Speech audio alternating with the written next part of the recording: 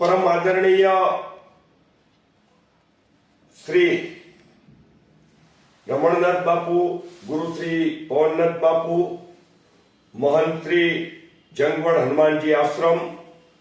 एमना द्वारा जे आजे बीजो विडियो सत्ताधारना सत्यने लईने जे बहार पाडवामां आव्यो छे ई वातने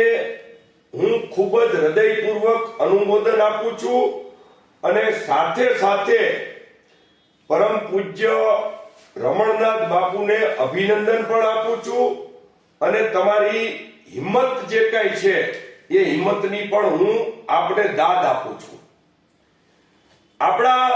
જૂના જમાનાની અંદર એક કહેવત હતી રમણનાથ બાપુ કે આપણે સૌ જાણીએ છીએ કે જનની જણજે ભક્ત, જનની જણતો ભક્ત જણજે, કા દાતા અને કા સૂર, નહીં તો રેજે વાંજણી, મત ગુમાવીશ નૂર। એટલે હું તો આ તકે કહેવા માંગુ છું કે રમણનાથ બાપુ આપના માતાજીને પણ હું ચરણોમાં દંડવત કરું છું કે જેણે આપના માતા અને પરમ પૂજ્ય પિતાશ્રીએ એક સંત તરીકે આપને જન્મ આપ્યો, સાથે સાથે સંત તો થયા પણ સત્યને ઉજાગર કરવા માટે પણ આ તકે મને આપ ખૂબ યાદ આવો છો કે જ્યારે 20 વર્ષ પહેલા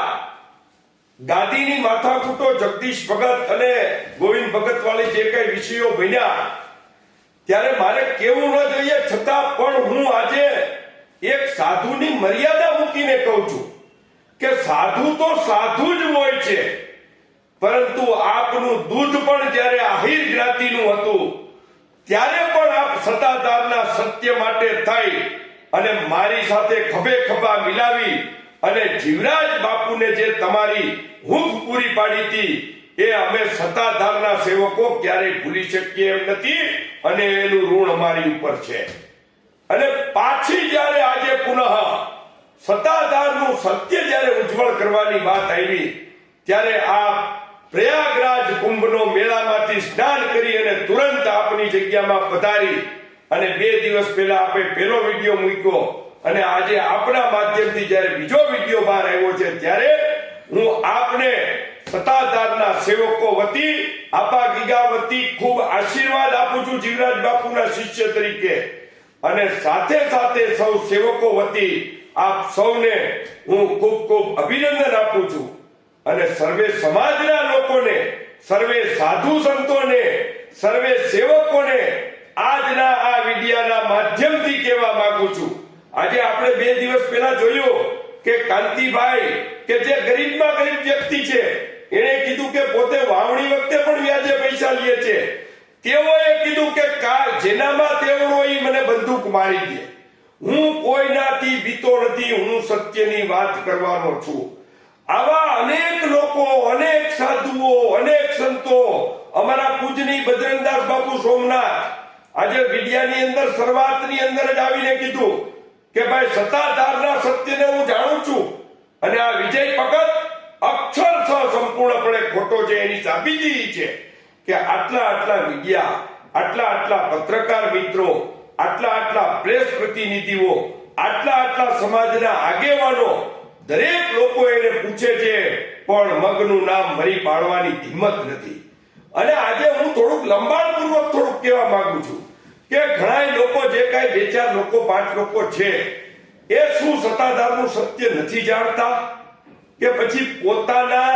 વ્યક્તિગત હિતોને લઈ અને અમારી વિરુદ્ધમાં કોમેન્ટ કરે છે? એને પણ આપા ગીગાના આશીર્વાદ છે, એને પણ એમ કહે છે ભગવાન આપા ગીગા તમારું સારું કરે, પરંતુ હું આપ સૌના માધ્યમથી સાથે સાથે કહેવા માંગુ છું અરે ભાઈ આ તો આપો ગીગો છે, આ કોઈને ન છોડે હો, આ કોઈને ન છોડે।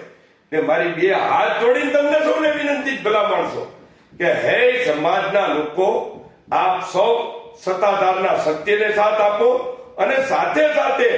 કોઈ પણ સેવક સત્તાધારનો હશે, કોઈ પણ સાધુ, કોઈ પણ બ્રાહ્મણ, કોઈ પણ અભ્યાગત, કોઈ પણ ન્યારે તો ટેલિયો, કોઈ પણ વ્યક્તિ સત્તાધારનું સત્ય અમને આજે ઘણા લોકોના ફોન આવે છે, ઘણા લોકોના ફોન આવે છે. તો આપ બિંદાસ સંપૂર્ણપણે નિડરતાથી તમારી સત્ય વાતને ઉજાગર કરો.